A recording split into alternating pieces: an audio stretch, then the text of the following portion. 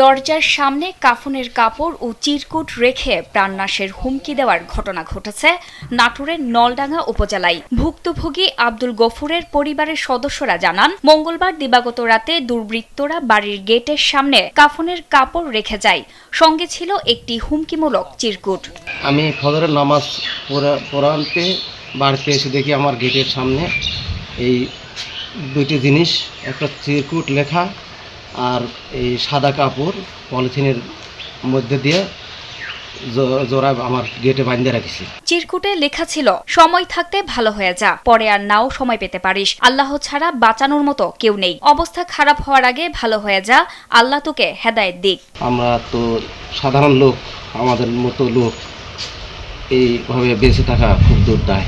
এর আগেও দিচ্ছে, এখনো দিচ্ছে, কেবা কারা রাতের অন্ধকারে আধারে দিয়ে যায়, আমরা পরে সেটা আমরা পাওয়ার পর আমরা করি, টেনশন করি।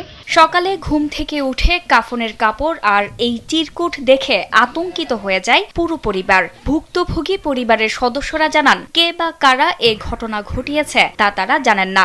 ঘটনার পর থেকে তারা চরম নিরাপত্তাহীনতায় ভুগছেন এবং প্রশাসনের হস্তক্ষেপ কামনা করছেন। আমাদের বিভিন্নভাবে হুমকি ধামকি দেওয়া হচ্ছে বা বিভিন্নভাবে টাকা ফেলানোর চেষ্টা করা হচ্ছে।